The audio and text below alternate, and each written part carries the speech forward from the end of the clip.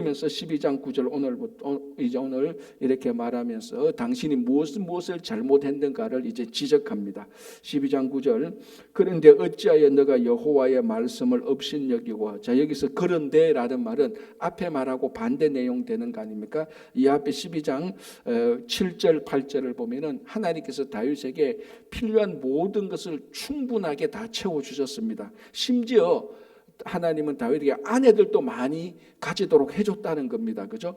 그러니까 왕위도 차지했고 아내도 많이 가지도록 했고 뭐 하나 부족한 것이 없이 하나님께서 다 해줬는데, 그래도 다윗이 그래도 부족합니다라고 말을 했으면 하나님께서 그 부족한 것을 채워주셨을 텐데, 그런데도 너가 어찌해서 여호와의 말씀을 업신여기고 우리아를 죽이고, 그런데 이 우리아를 암몬 자손의 칼로 죽였다, 이렇게 아주 구체적으로 말합니다. 우리가 그 지난 주일날 봤듯이 다윗이 자기가 지었던 간음의 죄를 덮기 위하여서, 그러니까 우리아의 아내 사이에 난 아이가 자기 아이가 아니고 우리아의 아내인 것으로 조작하고 덮기 위해서 전쟁터에 있는 우리아를 데리고 와서 집으로 보냈지만 우리아가 거절하자 요압에게 편지를 보내서 이 편지를 또 우리아가 가지고 가게 해서 요압에게 편지를 보내서 그 암몬 자손과 전쟁터에서 제일 위험한 최전선에 보내게 해서 간접 살인하게 되는 그것을 우리가 봤습니다. 그래서 오늘 그 일을 가리켜서 나단이 말하죠. 암몬 자손의 칼로 죽이고 우리아를 암몬 자손의 칼로 죽이고 이 말하고 그의 아내를 빼앗아 아내로 삼았다라고 말하는데, 우리가 지난주에 살펴본 대로 이 다윗의 이 우리아의 아내를 자기 아내로 삼은 이 간음의 죄를 따져보면은 얼핏 따져봐도 10계명의 10계명의 절반의 죄를 다 범했습니다. 그죠?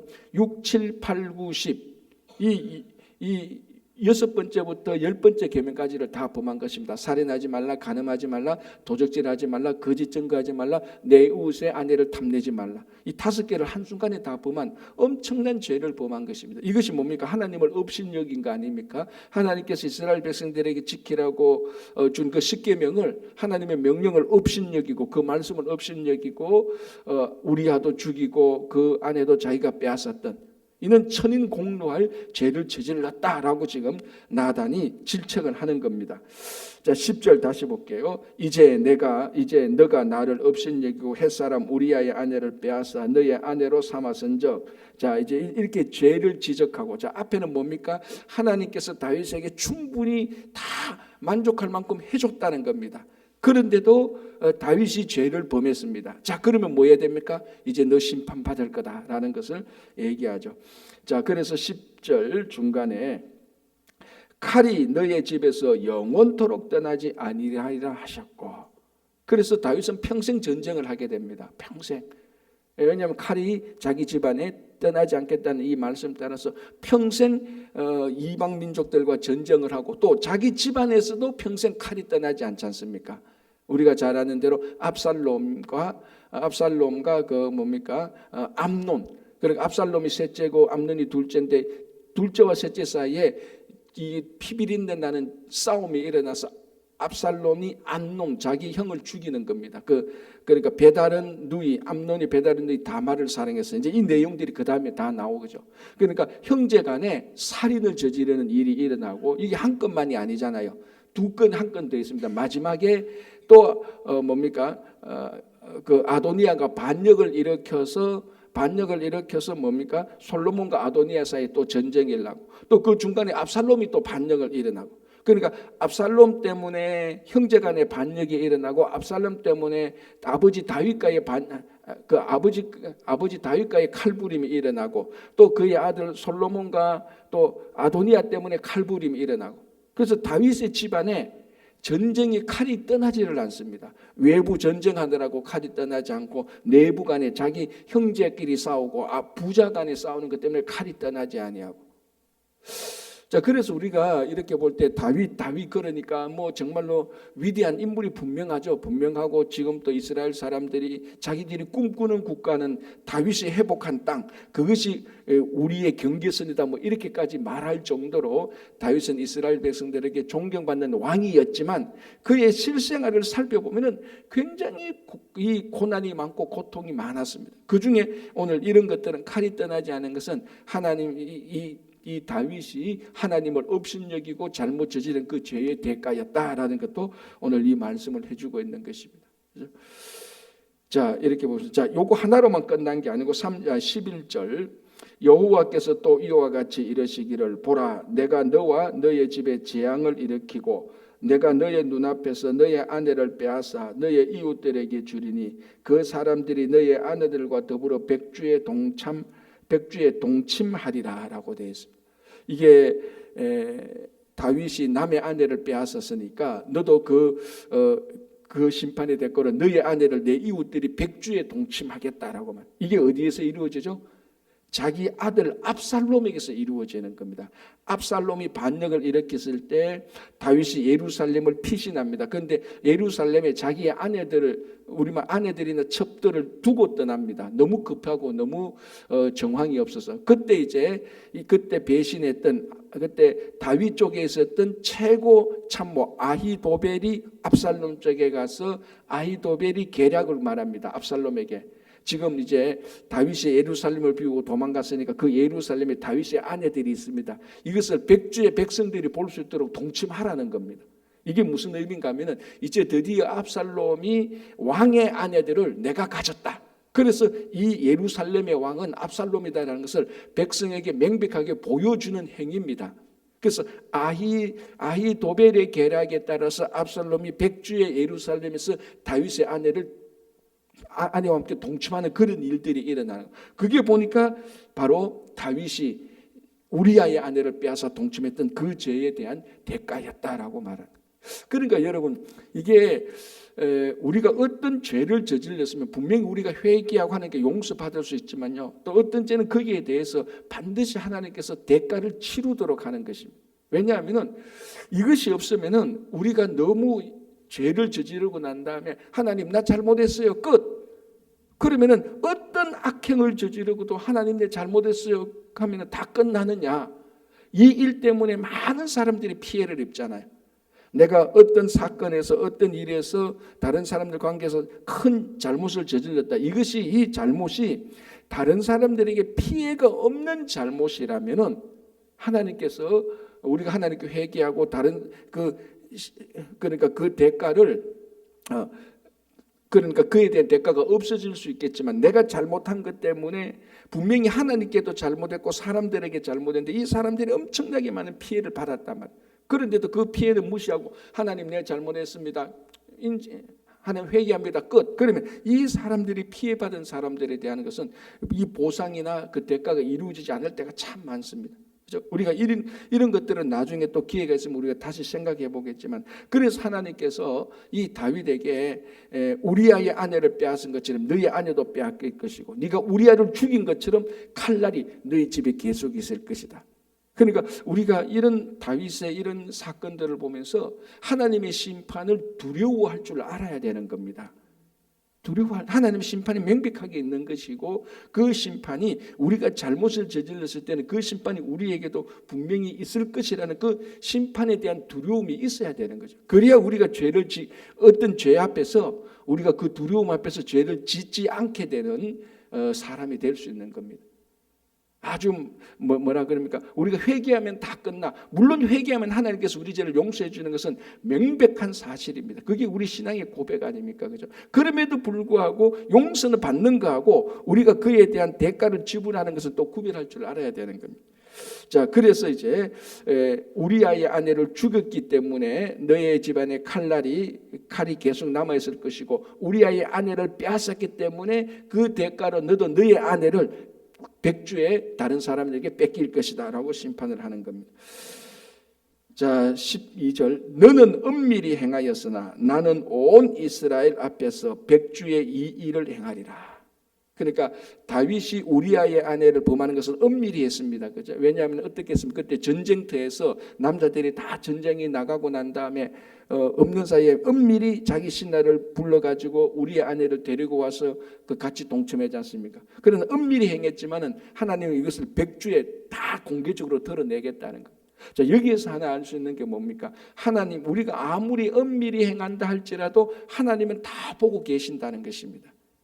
그렇죠? 그리고 우리가 엄밀히 혼자 엄밀히 악한 생각을 하더라도 하나님은 그 생각을 다 보고 계신다는 것이 전제로 깔려 있는 겁니다. 그래서 어떤 죄는 우리가 엄밀히 행한 것이라 할지라도 하나님께서 정말 분노하시고 심판하실 때 그 엄밀한 죄를 이렇게 드러내기도 하신다는 겁니다. 자, 이게 사실 우리가 좀 깊이 생각하면은 십자가에서 인류의 죄가 다 드러나게 된 것입니다. 그 십자가에서 인간의 이기심과 죄성과 폭력성과 배신 이런 것들이 그 십자가 안에서 예수 그리스도 메시아를 죽임으로 말미암아 인간의 죄가 거기에서 다 폭로되는 것입니다. 그래서 우리의 죄가 우리가 아무리 엄밀히 악한 일을 한다 할지라도 하나님은 다 보고 계시고 어떨 때는 그것이 공개적으로 백주에 드러날 수 있다는 거예요. 그래서 오늘 우리가 이 다윗이 잘못했고 여기에 대해서 하나님의 심판이 준엄한 것을 우리가 준엄하게 들을 줄 알아야 되는 겁니다. 분명히 하나님은 살아계시고 우리의 생각과 말과 행실을 다 보고 계신다. 여기에 대한 심판이 있다라는 것을 늘 기억해야 되는 겁니다. 자, 그럼에도 불구하고 이제 또 보겠습니다. 13절 보겠습니다. 다윗이 나단에게 이르되 내가 여호와께 죄를 범하였노라 하매. 이런 심판은 있고 그 심판을 듣고 다윗이 담백하게 고백합니다. 내가 하나님께 죄를 범했다.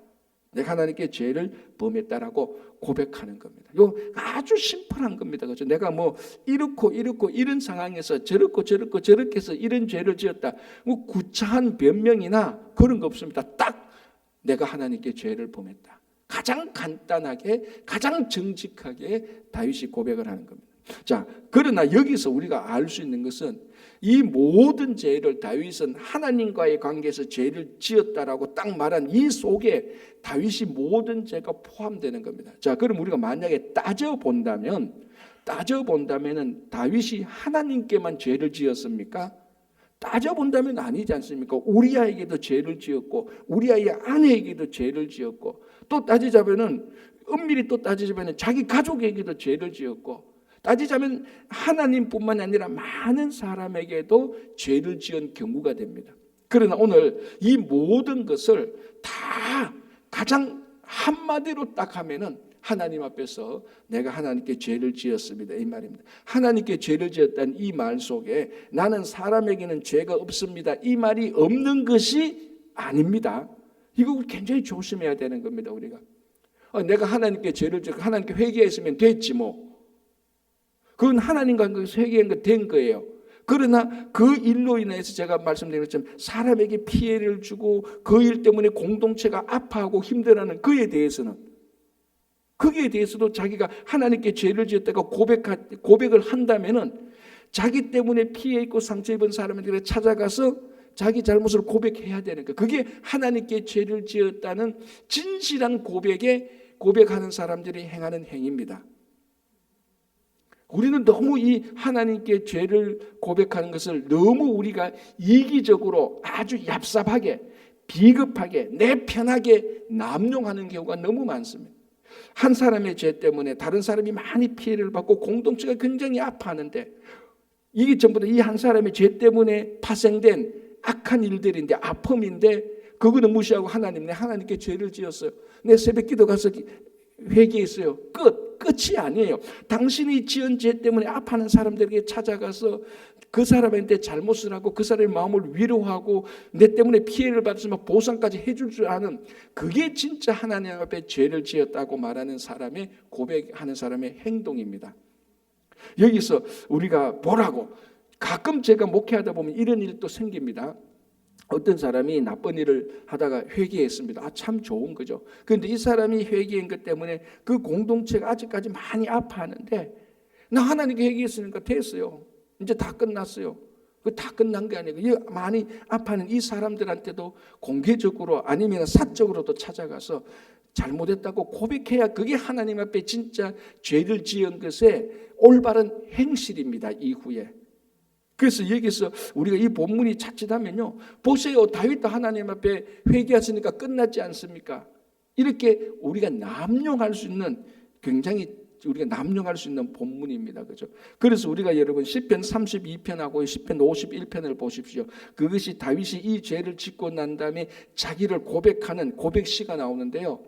오늘 이 본문만 보면은 야, 이 참 간단하네. 하나님, 내가 잘못했습니다. 이 말만 하면 다 끝나네. 그런데 시편 32편 51편을 보면 그렇게 말하고 끝난 게 아니에요. 뼈가 상해서 마른다고 말했습니다. 이 고백을 하는 것, 이분 뼈가 상해서 마른다는 건, 여러분 사람의 몸 가운데서요, 이 뼈가 아프면요, 이거 사람이 견디지를 못하는 겁니다. 우리 뼈 약간만 이렇게도 아프지 않습니까? 근데 이 뼈에 뭡니까? 미안합니다. 뼈에 톱질 한번 한다고 생각해 보십시오. 이 몸마에도 오금이 저리지 않습니까? 그만큼 다윗은 이 죄를 고백할 때 진심으로 고백하니까 뼈가 마르는 것처럼 고백했다는 겁니다. 그죠? 자, 그래서 이제 다윗이 간단하게는 말을 하지만 이 의미는 굉장히 깊은 겁니다. 다윗이 나단에게 이르되 내가 여호와께 죄를 범하였노라 하매 나단이 다윗에게 말하되 여호와께서도 당신의 죄를 사하셨나니 당신이 죽지 아니하려니와. 당신의 죄는 용서했습니다. 그래서 당신은 안 죽습니다. 원래는 다 바로 죽어야 되는데 하나님께서 당신의 죄를 용서했으니까 안 죽습니다. 그러나 그렇다고 해서 이로부터 당신이 아무것도 안 하고 아무것도 없어도 되지 않냐? 아니라는 겁니다. 아까 앞에서 말한 대로 그에 대한 심판이 있다는 것인데, 첫 번째 가장 먼저 일어나는 심판이 뭡니까? 이 일로 인하여서 잉태된 그 아기는 죽을 것이라는 겁니다. 그러니까 이 일로 다윗과 우리의 아내 바세바와 관계에서 잉태된 이 아이는 죽을 것이다. 그래서 여기 보면요, 18절 보시기 바랍니다. 이래 만에 그 아이가 죽으니라. 태어난 지 7일 만에 죽습니다. 자, 그런데 여기서 이제 이 아이의 죽음을 우리가 좀 또 따로 떼서 생각을 해본다면은, 우리 일반적으로 하는 말로 이 아이가 무슨 잘못이 있냐는 거죠. 아니, 태어나서 7일 만에 죽는 아이가 뭘 잘못했냐는 겁니다. 그러니까 이 아이의 죽음으로 인하여서 다윗의 죄가 대속되는 그런 상징도 있고, 이 아이가 죽음으로 인하여서 다윗이 잘못한 대가를 치르는, 심판의 대가를 치르는 그런 내용도 볼 수 있습니다. 그래서 이 아이를 가만히 보면 여기서 어느 정도 예수님의 모습이 나타나는 겁니다. 아무런 잘못 없는 아이가 다윗의 잘못으로 인하여서 자기가 대속해서 다윗의 죄를 대속해서 죽게 되는 이런 모습, 그리고 다윗의 잘못으로 인하여서 이 아이가 죽는 모습. 자, 예수님께서 우리 죄를 대신해서 죽는 대속하는 죄, 그러니까 대속의 죽음도 있고, 우리 잘못 때문에 예수님이 죽는 것 아닙니까? 그거하고 마찬가지로 이 아이를 감아보면 태어나서 7일 동안에 한 번도 말해본 적이 없습니다. 그죠? 한 번도 말을 해봐서 한 번도 어떤 사람과 커뮤니케이션 해본 적 없는 이 아이가 무슨 잘못이 있겠느냐마는 그 아버지의 잘못에 대속의 죽음이고 아버지 잘못의 심판의 대가로 죽는 이 아이를 보면서 우리는 예수님께서 우리를 대속하신 죽음과 우리의 잘못 때문에 죽는 그 모습을 여기서 우리는 충분히 볼 수 있는 것입니다. 자, 15절 14절 보겠습니다. 이 일로 말미암아 여호와의 원수가 크게 비방할 거리를 얻게 하였으니. 자, 이제 이 일로 인하여서 여호와의 원수가 다윗이 잘못함으로 만하여서 하나님께 크게 비방거리가 됐다는 거예요. 우리말로 말하면 이거죠. 아이고, 저 예수 믿는 사람이, 예수 믿는 사람은 한 행실 적어 보라고, 누가 예수를 믿겠느냐, 이런 식으로. 그러니까 다윗이 잘못함으로 쉽게 말하면 하나님의 영광이 가려졌다는 겁니다. 다윗 그러면은 이 당시 사람들이 전부 다 이방 민족들이 전쟁할 때마다 다윗이 믿는 여호와께서, 또 뭡니까, 다윗이 골리앗하고 싸울 때 여호와의 이름으로 나가서 싸웠던 이 모든 것을 그 백성들과 그 모든 이방 민족들이 알고 있는데, 여호와 하나님을 믿는 다윗이 이런 죄를 저질렀으니 그럼 그 하나님은 어떤 하나님이냐, 이런 식으로 하나님께 영광이 가려진다는 겁니다. 그죠? 여호와의 원수가 크게 비방할 것을 얻게 하시니 당신이 낳은 아이가 반드시 죽으리다라고 말하는 대가를 바라는 겁니다. 그래서 다시 한번 말씀드리자면 우리가 죄에 대한 그 대가를 엄중하게 봐야 되는 것입니다. 뭐 예수 믿으니까 참 편하네. 회개하니까 다 끝나네. 회개하면 죄 용서 받는 것은 분명이지만 그로 인해서 파생된 그 대가를 우리가 감당해야 될 책임이 있다는 겁니다. 15절 나단이 자기 집으로 돌아가니라. 자, 이 구절도 참 우리가 생각할 게 좀 있습니다. 나단이 자기 집으로 돌아갔다면 나단이 12장 1절에서 나단이 왕 앞에 나왔습니다. 이때는 아까 제가 처음에 얼핏 언급한 대로 여기서 만약에 나단이 다윗의 죄를 지적했는데 다윗이 그 죄의 지적을 거부하고 우리말로 하면 내 이놈 너가 감히 왕에게 이런 건방진 지적을 하는구나라고 말하면 나단은 거기서 그냥 그대로 죽는 거예요. 그러니까 나단이 다윗에게 나와서 당신이 잘못한 것을 다윗이 잘못한 것을 지적하고 그 말씀을 하는 것은 나단은 목숨을 걸고 왔던 것이었습니다. 그런데 다행히 감사하게 나단이 지적하는 것을 다윗이 그것을 깨달았습니다. 그래서 우리는 지금 다윗이 이렇게 잘못을 저질렀음에도 불구하고 다윗의 위대함이 여기 있다는 겁니다. 다윗이 그 죄를 듣고 죄를 고백하고 회개했다는 것입니다.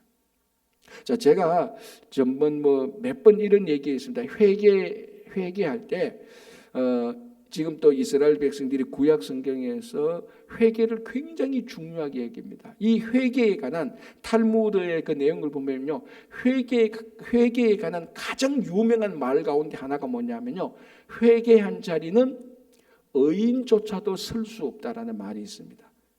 그래서 그러니까 의인보다 더 위대한 사람이 누구라고요? 회개한 사람이라는 거예요. 그만큼 구약 성경에서는 이스라엘 전통에서는 탈무드 전통에서는 회개가 중요한 겁니다.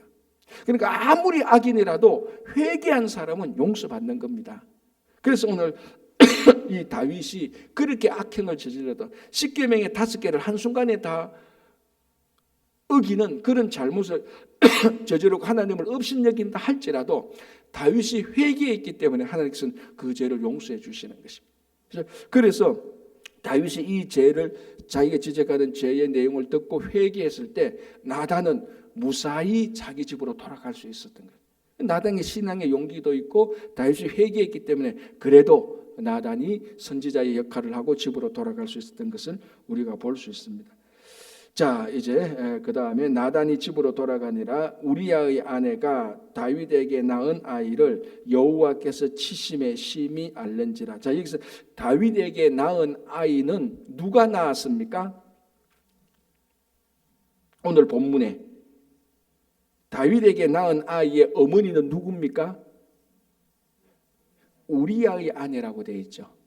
15절 중 우리야의 아내가 다윗에게 낳은 아이.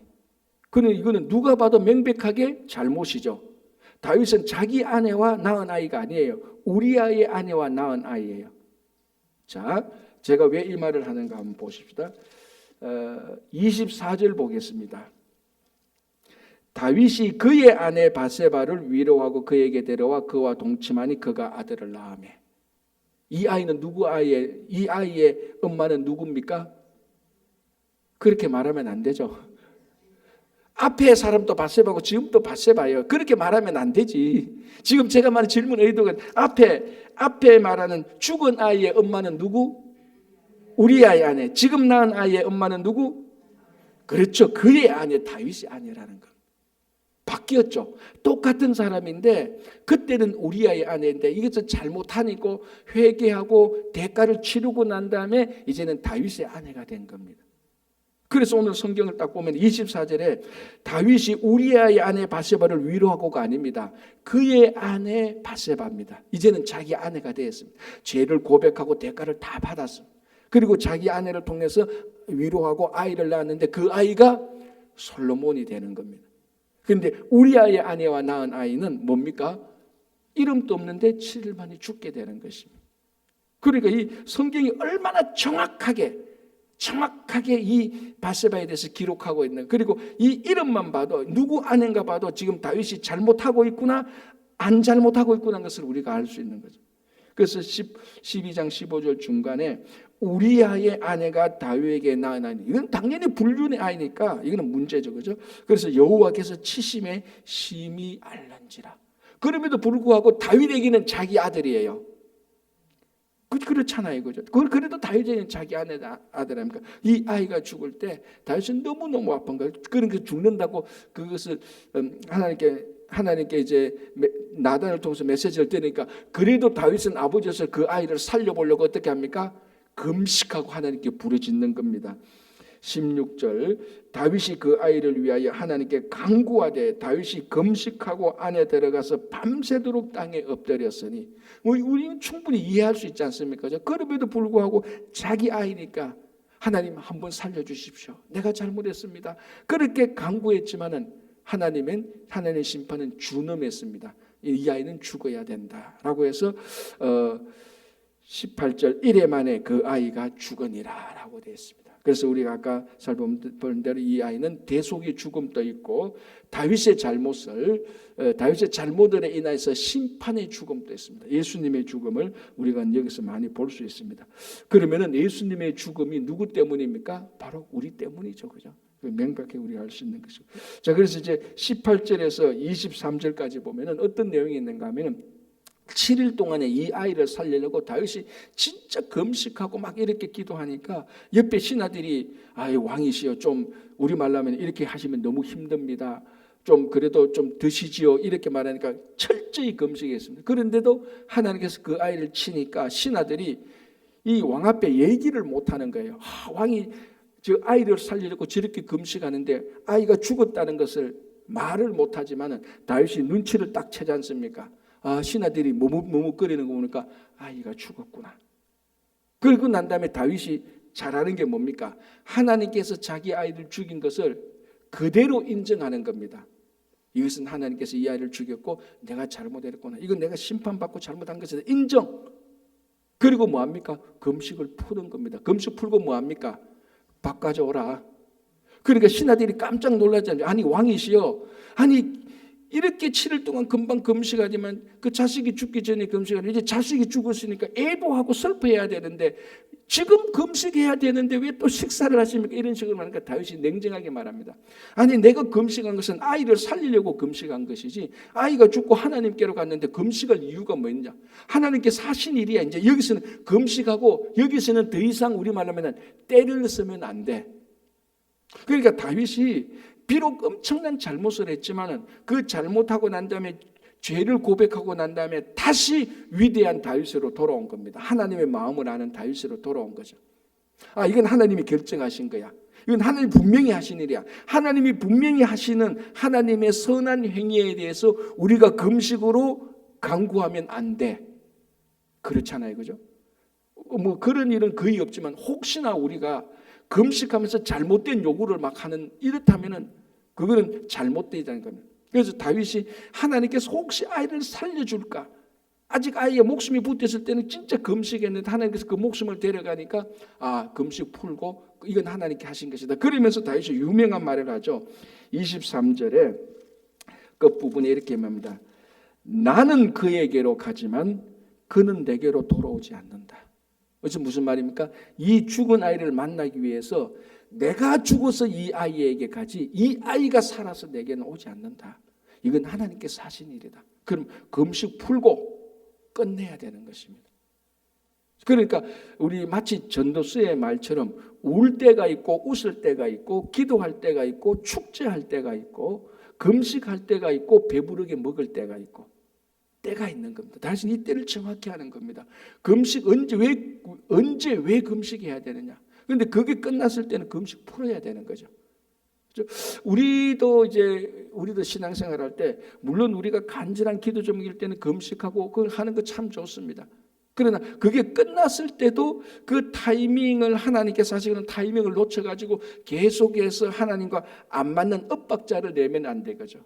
자, 우리 복음서도 보면은 뭐라고 말합니까? 그때 바리새인들은 일주일에 2번씩 금식하고 근데 예수님은 금식을 안 했지 않습니까? 예수님의 제자들도 금식 안 하니까 그 바리새인들이 예수님을 막 질책합니다. 아니 우리가 신앙이 좋은 사람이면 우리 바리새인처럼 금식해야 되지 않냐? 그러니까 예수님께서 뭐라고 말하죠? 아니 신랑이 함께 있는데 금식하면 어떡하냐고. 그러니까 결혼식에 가가지고 금식하면 어떡하냐. 지금은 금식할 때가 아니고 신랑과 함께 즐길 때냐. 그러니까 금식할 때가 아니고 신랑과 함께 즐길 때가 아니냐. 신랑이 뺏길 날이 있을 때 그때 금식하라는 겁니다. 그죠? 그러니까 우리 신앙생활은 어떻게 보면 하나님과 타이밍을 맞추는 겁니다. 하나님이 기뻐할 때 우리가 기뻐하고 하나님이 울 때 우리가 울어야 되는 겁니다. 이 타이밍을 못 맞춰 하나님이 울 때 우리는 막 기뻐하고 하나님이 기뻐할 때 우리는 막 울고 그러면 안 되는 거죠. 그러니까 가장 분별력 있는 신앙의 성숙함이라는 것은 하나님의 타이밍에 참여하는 겁니다. 하나님이 울 때 우리가 울고 하나님이 웃을 때 우리가 웃고 하나님이 행동할 때 우리도 같이 행동하고 하나님이 잠잠할 때 우리도 같이 잠잠하고 그것이 중요해요. 다윗이 거기서 이제 잘 맞추어 나가는 것입니다. 그죠? 자, 그래서 24절 보겠습니다. 다윗이 이제 그의 아내 밧세바라고 말합니다. 아까 말씀드렸죠. 이제는 더 이상 이 여인은 이제는 더 이상 우리아의 아내가 아니에요. 우리 안에서 다 끝났습니다. 징계도 받고 회개도 하고 심판도 당하고 아이도 죽고 이제 다 끝나고 난 다음에 이 밧세바는 이제 다윗의 아내가 되어서 위로하고 그가 아들을 낳음에 그의 이름을 솔로몬이라 하니라. 여호와께서 그를 사랑하사. 이제 우리아의 아내가 아닌 다윗의 아내 밧세바와 함께 그 정식적인 부부 사이에서 난 아이 하나님께 주신 이 생명을 통하여서 나중에 왕이 되고 그를 사랑하사 그 이름을 뭐라고 말합니까? 또 다른 이름이 있죠. 25절에 선지자 나단을 보내 그의 이름을 여디디아라 하시니라. 이는 여호와께서 사랑하셨기 때문이다. 그렇게 해서 이 우리아의 이 모든 범죄가 고백하고 심판당하고 이런 과정들을 통해서 이제 다시 사랑으로 새롭게 거듭나게 되는 것입니다. 이 중간 과정은요, 엄중한 하나님의 심판이 있었습니다. 그래서 우리가 항상 이 죄악에 대하여서는 엄중한 하나님의 심판에 대해서 우리가 늘 경계하고 있어야 되고, 그럼에도 불구하고 우리가 잘못했을 때 죄를 고백할 때는 하나님은 어떤 잘못이라도 죄를 용서하시고 하나님은 다시 회복시켜 주시는 것입니다. 그래서 우리의 아내가 다윗의 아내가 되고 죽었던 아이는 그 아이는 죽고 우리의 아내의 죽고 다윗의 아내로부터 태어난 솔로몬은 다시 살게 되고 나중에 왕이 되는 하나님의 회복의 역사가 여기 있는 것입니다. 우리가 이것을 보면서 우리는 죄의 잘못을 고백함과 회개와 하나님의 회복을 우리는 이건 동시에 가지고 있어야 되는 것입니다. 또 우리가 이 다윗의 삶을 보면서 회개할 것은 회개하고 기뻐할 것은 기뻐하고 그래서 항상 회복의 길로 가시는 우리 모두가 되기를 바랍니다. 기도하겠습니다. 하나님 아버지 감사합니다. 다윗의 잘못을 보면서 고백을 보면서 회개를 보면서 하나님의 회복을 보면서 우리의 삶이 어느 단계에 있는지 잘못했으면 회개하고 또 하나님이 기뻐할 때 우리가 기뻐하고 또 하나님께서 그 죄를 고백하고 회개하는 모든 심령을 살피시고 회복시키는 것을 기억하고 우리 삶 속에 늘 회개와 고백과 그리고 회복의 역사가 넘치게 하여 주시옵소서. 주님, 우리가 여러 기도 제목들이 있습니다. 이제 다음 주 월요일부터 일주일간 또 아마존 단기 선교가 있고 또 8월 말에 인디언 선교가 있습니다. 선교 사역을 통하여서 우리 교회가 더 성숙해지고 온 성도들이 이 선교에 참여해서 하나님의 사역에 동참할 수 있도록 도와주시옵소서. 말씀 나누는 반 1기가 잘 진행되고 있습니다. 2기도 자연스럽게 이어져서 많은 말씀의 은혜를 누릴 수 있도록 주님 도와주시고 오늘도 이 아침에 여러 가지 기도 제목으로 나와서 기도합니다. 아버지, 육신의 고통 중에 있는 우리 형제 자매들을 주님께서 속히 회복시켜 주시고 낫게 하시고 또 가정에 여러 가지 슬픔과 아픔이 있는 모든 가정을 모든 주님의 자녀들을 찾아가셔서 위로하시고 격려해 주시옵소서. 감사하오며 예수님의 이름으로 기도합니다. 아멘.